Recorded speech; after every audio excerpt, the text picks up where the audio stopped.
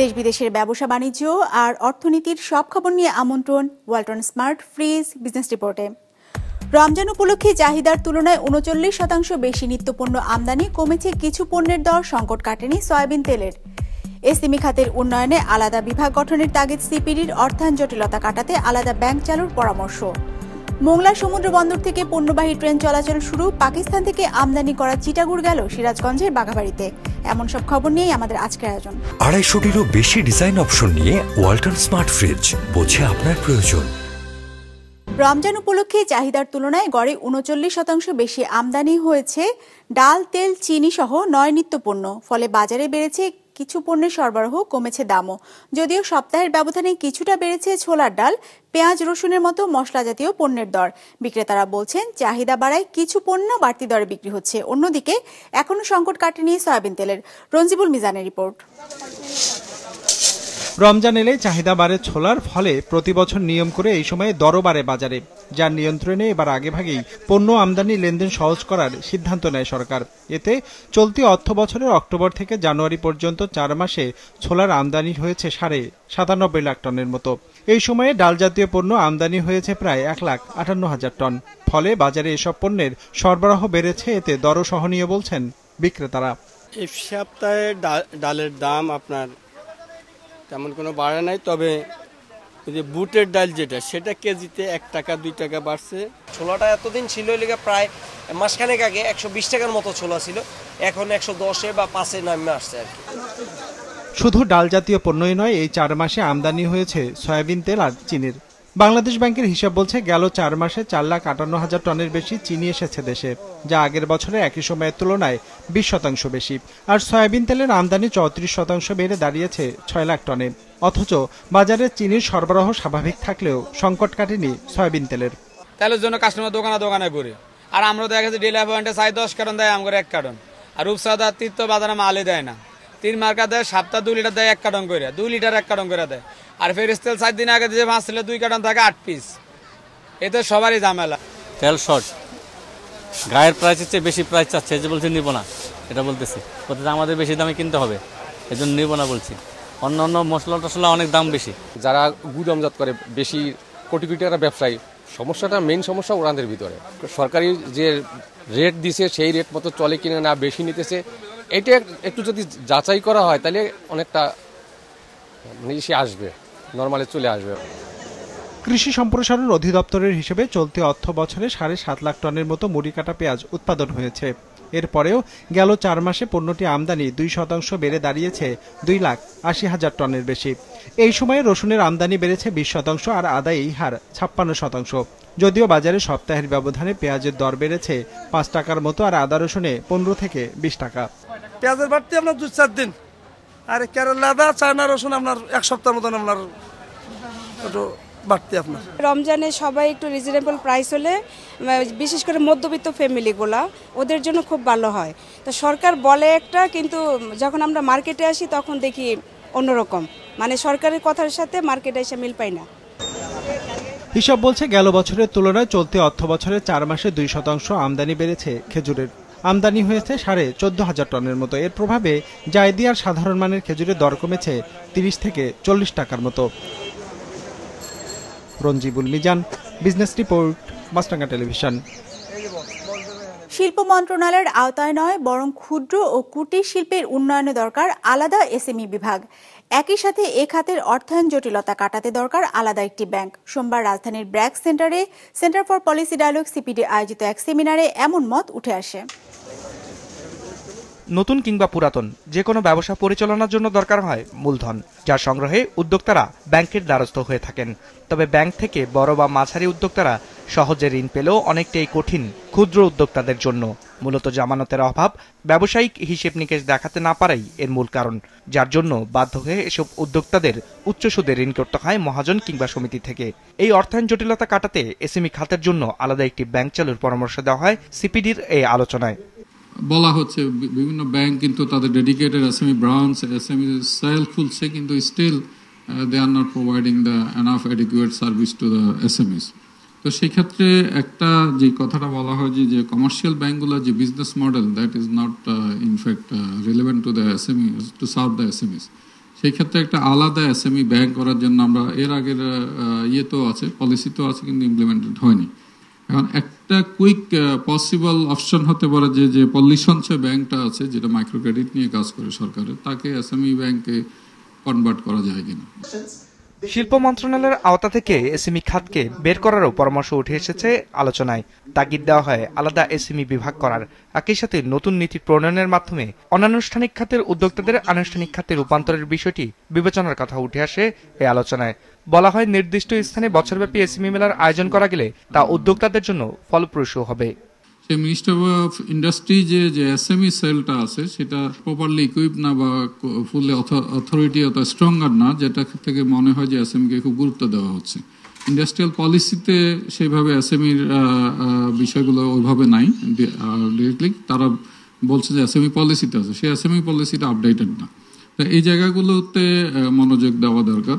বলেছেন যে আমরা এসএমই পলিসি কাজ শুরু করেছি, যে আপনারা জানেন যে এক্সিস্টিং পলিসিটা ডক্টর মঞ্জুর ওয়াজ মানে one of the key person who contributed in last policy। তো এইটা লাস্টে 2024 জুনে শেষ হয়েছে, আমরা নতুনটা শুরু করেছি, হয়তো আপনাদের সাথে আমরা বসবো। পলিসি তো আসলে দেখা গেল যে অনেক প্রায় 40টার বেশি এজেন্সি রেসপন্সিবল ছিল গভর্নমেন্ট, তাদের মধ্যে কোনো কোঅর্ডিনেশন নাই, কিন্তু তো এই বিষয়ে অ্যাড্রেস করা দরকার। এসএমই খাত সহ সকল পর্যায়ে ইন্টারনেট ব্যবহার বাড়াতে এটিকে সোশ্যাল গুড হিসেবে ঘোষণা করে বাড়তি কর মওকুফের পরামর্শ উঠে আসে অনুষ্ঠানে। ফাউন্ডেশন বছরে 1 বা 3 দিন। রায়হান শোভন, বিজনেস রিপোর্ট, মাছরাঙা টেলিভিশন। প্রথমবারের মতো মোংলা সমুদ্র বন্দর থেকে পণ্যবাহী ট্রেন চলাচল শুরু হয়েছে। 21 ফেব্রুয়ারি চালু হয় এই রেল সার্ভিস। এদিন সকালে ট্রেনে করে পাকিস্তান থেকে আমদানি করা চিটাগুড় নেওয়া হয় সিরাজগঞ্জের বাঘাবাড়িতে। মোংলা প্রতিনিধি আমির হোসেন আমুর তথ্য ও ছবিতে ডেস্ক রিপোর্ট। পানামার পতাকাবাহী পণ্য বোঝাই জাহাজ এমটি ডলফিন 19 গেল 22 জানুয়ারি পাকিস্তানের করাচি থেকে মোংলা বন্দরের উদ্দেশ্যে যাত্রা শুরু করে। 6 ফেব্রুয়ারি 5500 মেট্রিক টন চিটাগুড় নিয়ে মোংলা বন্দরের 8 নম্বর জেটিতে ফেরে। পরে পণ্য খালাস করে United refinery and bulk storage লিমিটেডে সংরক্ষণ করা হয়। We come from Vietnam and owner is ITC Trading and Transport also Vietnam and I'm very happy to be here. বন্দর কর্তৃপক্ষের প্রচেষ্টায় গেল 20 ফেব্রুয়ারি মোংলা বন্দর থেকে চিটাগুড় পরিবহন করতে প্রথমবারের মতো আসে ট্রেন। স্বল্প সময়ের মধ্যে পণ্য বোঝাই করে 21 ফেব্রুয়ারি সকালে গন্তব্যের উদ্দেশ্যে ছেড়ে যায় ট্রেনটি। যে কোনো আমদানি হলে বা রপ্তানি হলে আমাদের পোর্টে কার্যক্রম বেড়ে যায়, পোর্টের আমরা ডিউজ পাই, বিভিন্ন এই যে আমাদের ডেভেলপমেন্ট হয়, আমাদের পোর্টের ইনকাম বেড়ে যায়, সেটা পোর্টের জন্য একটা বাড়তি পাওনা। আমরা আশা করব ভবিষ্যতেও এই ধরনের মোলাসেস সহ অন্যান্য আরও দ্রব্যাদি বিদেশ থেকে আমদানি করা হবে এবং মোংলা পোর্টের মাধ্যমে, এবং রপ্তানিও করা হবে মোংলা পোর্টের মাধ্যমে। সিরাজগঞ্জ জেলার বাঘাবাড়িতে পৌঁছাবে ট্রেনটি। পরবর্তীতে দেশের বিভিন্ন ফিড কোম্পানিতে সরবরাহ করা হবে চিটাগুড়। এদিকে ট্রেন চালু হয় সাশ্রয় হবে পণ্য পরিবহন মনে করছেন ব্যবসায়ীরা। ভারত চিটাগুড়ের উপরে হঠাৎ করে 50% রপ্তানি শুল্ক আরোপ করেছে। কোনোভাবেই বড় নিয়ে আসি ছোট নিয়ে আসি, কোনোভাবে এই পণ্যটি বাংলাদেশে এসে মানে আমাদের যে কস্টিং করবে সেটি আমাদের কোনো পোষাচ্ছে না কোনোভাবে। যে কারণে আমরা বিকল্প পথ পাশাপাশি আমরা পেয়েছি পাকিস্তান, সেখান থেকে আমরা নিয়ে এসেছি অনেক সুলভ মূল্যে। ট্রেন চালু হওয়ার মধ্য দিয়ে আমদানি ও রপ্তানি বাণিজ্যে মোংলা বন্দর সম্ভাবনার নতুন দুয়ার খুলেছে বলে মনে করছেন সংশ্লিষ্টরা। কাউসার আহমেদ, বিজনেস রিপোর্ট, মাছরাঙা টেলিভিশন। 250-টিরও বেশি ডিজাইন অপশন নিয়ে ওয়ালটন স্মার্ট ফ্রিজ, বোঝে আপনার প্রয়োজন। স্কয়ার ফার্মাসিউটিক্যালস সহ মোট 10টি ব্যবসা প্রতিষ্ঠানকে অথরাইজড ইকোনমিক অপারেটরের মর্যাদা দিয়েছে বাংলাদেশ বিনিয়োগ উন্নয়ন কর্তৃপক্ষ বিডা। জানা গেছে এটি অনেকটা বিমানবন্দরের গ্রিন চ্যানেলের মতো। এই লাইসেন্সের মাধ্যমে বেশ কিছু ক্ষেত্রে কাস্টমস চেক এড়িয়ে বন্দর থেকে পণ্য খালাস করা সম্ভব হবে। একই সাথে কমবে বন্দরের ওপর চাপও।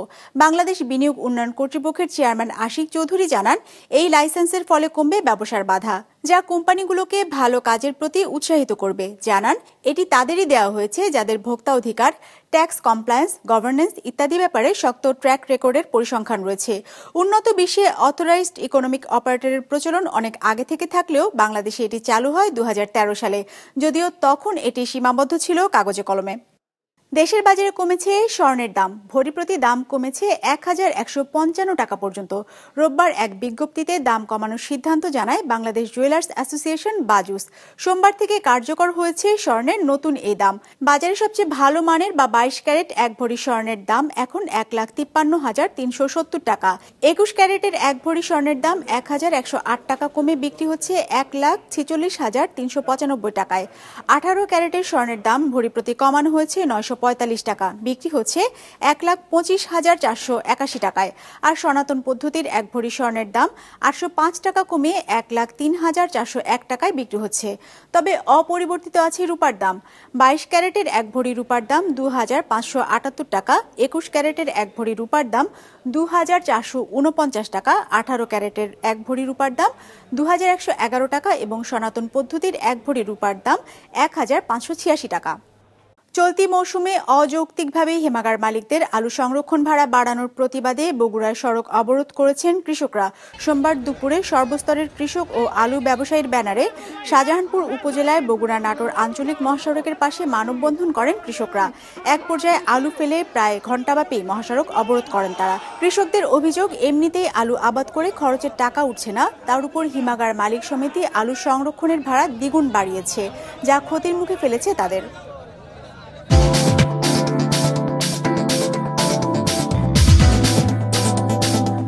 ইতিবাচক ধারায় শেষ হয়েছে ঢাকা স্টক এক্সচেঞ্জের লেনদেন। সার্বিক সূচক ডিএসসি এক্স ১০ পয়েন্ট বেড়ে দাঁড়িয়েছে ৫,২৩৪-এ। বেচাকেনা হয়েছে ৫৪৪ কোটি টাকার। লেনদেনে অংশ নেওয়া প্রতিষ্ঠানগুলোর মধ্যে দর বেড়েছে ১৭৩টির, কমেছে ১৫৩টির আর অপরিবর্তিত আছে ৭২টির দর। যুক্তরাষ্ট্রের আন্তর্জাতিক উন্নয়ন সংস্থা ইউএসএইডের বেশিরভাগ কর্মীকে ছুটিতে পাঠানো হয়েছে। এক ইমেইল বার্তায় প্রায় ২,০০০ কর্মচারীকে ছুটিতে পাঠানোর কথা জানায় মার্কিন প্রশাসন। ইউএসএইড মার্কিন স্বার্থের বাইরে বিতর্কিত প্রকল্পে ব্যয় করে ও উগ্র বামপন্থীদের দ্বারা পরিচালিত হয় এমন অভিযোগে সংস্থাটির কার্যক্রম বন্ধের উদ্যোগ নিয়েছেন প্রেসিডেন্ট ডোনাল্ড ট্রাম্প। ডেস্ক রিপোর্টে বিস্তারিত। বিশ্বব্যাপী মার্কিন স্বার্থ রক্ষা ও সহায়তামূলক কাজে প্রতি বছর $৬৮ বিলিয়ন ব্যয় করে যুক্তরাষ্ট্র সরকার। এর মধ্যে United states agency for international development বা ইউএসএইডের মাধ্যমে ব্যয় হয় $৪০ বিলিয়ন। তবে সংস্থাটির কার্যক্রম নিয়ে অসন্তোষ জানিয়ে আসছেন প্রেসিডেন্ট ডোনাল্ড ট্রাম্প ও তার উপদেষ্টা ইলন মাস্ক। ট্রাম্পের অভিযোগ, ইউএসএইড মার্কিন স্বার্থের বাইরে বিতর্কিত প্রকল্পে ব্যয় করে। এই সংস্থাটি পরিচালিত হয় উগ্র বামপন্থীদের দ্বারা, এমন অভিযোগও তোলা হয়। এর প্রেক্ষিতে আন্তর্জাতিক উন্নয়ন সংস্থাটির কার্যক্রম বন্ধে উঠে পড়ে লাগে মার্কিন প্রশাসন। দেখানো হয় জনগণের ট্যাক্সের অর্থ কিভাবে যুক্তরাষ্ট্রের স্বার্থের বিরুদ্ধে ব্যবহার হচ্ছে। এরপর ইউএসএইডের কার্যালয় বন্ধ ঘোষণা করে বেশিরভাগ কর্মীকে ছুটিতে রাখার নির্দেশ দেয়া হয়। বার্তা সংস্থা সিবিএস নিউজ জানিয়েছে, ইউএসএইডের বেশিরভাগ কর্মচারীকে স্থানীয় সময় রোববার মধ্যরাত থেকে প্রশাসনিক ছুটিতে পাঠানো হয়েছে। কর্মচারীদের মেইলের মাধ্যমে ছুটিতে পাঠানোর কথা জানানো হয়। মেইলে বলা হয়, জনবল কমানোর প্রচেষ্টায় প্রায় ২,০০০ কর্মচারীকে ছাঁটাই করা হচ্ছে। তবে গুরুত্বপূর্ণ কার্যাবলী বা নেতৃত্বের দায়িত্বে মনোনীত কর্মীদের ছাড় দেওয়ার কথা জানানো হয়। কতজন কর্মচারীকে গুরুত্বপূর্ণ বলে গণ্য করা হচ্ছে তা স্পষ্ট করে জানানো হয়নি। এর আগে ইউএসএইডের ৬১১ জন কর্মীকে বাধ্যতামূলক ছুটিতে পাঠানোর আদেশ জারি করেছিল ট্রাম্প প্রশাসন। তখন ইউএসএইড কর্মচারীদের দুটি ইউনিয়ন মামলা করলে ছুটিতে পাঠানোর আদেশ আটকে দেয় মার্কিন আদালত। সাথে বিচারক সংস্থাটির অস্থায়ীভাবে নিয়োগপ্রাপ্ত ২১০০ কর্মীকে পুনর্বহালেরও নির্দেশ দেন। তবে গত শুক্রবার আদালতের রায়ে বলা হয়, এই স্থগিতাদেশ স্থায়ী হবে না। কংগ্রেশনাল রিসার্চ সার্ভিসের তথ্য মতে ১৯৬১ সালে প্রতিষ্ঠিত ইউএসএইডের কর্মী সংখ্যা ১০,০০০-এর বেশি। এর মধ্যে ৪,৮০০ জন সরাসরি স্থায়ী নিয়োগকৃত। এদের মধ্যে আমেরিকান ও বিভিন্ন দেশের নাগরিক রয়েছেন। তবে মার্কিন প্রশাসন থেকে প্রায় ৪,২০০ জন কর্মকর্তাকে ছুটিতে থাকতে বলা হয়েছে। তথ্য বলছে, বাংলাদেশে ৭০টার বেশি এনজিওর মাধ্যমে আর্থিক সহায়তা দিয়ে থাকে ইউএসএইড। ট্রাম্পের সিদ্ধান্তের প্রভাব পড়বে এসব প্রতিষ্ঠানেও। একরামুল ইসলাম খান, বিজনেস রিপোর্ট, মাছরাঙ্গা টেলিভিশন। দর্শক, আমাদের যে কোনো পর্ব নিজেদের সুবিধাজনক সময় দেখতে সাবস্ক্রাইব করুন বিজনেস রিপোর্টের অফিসিয়াল ইউটিউব চ্যানেল। ফেসবুক পেজে লাইক দিয়ে আপডেট থাকুন ব্যবসা বাণিজ্যের আলোচিত সব ঘটনা সম্পর্কে। আর আপনাদের মতামত জানান কমেন্টস অথবা ইনবক্সে। আজ এটুকুই, বিদায় নিচ্ছি, ভালো থাকবেন।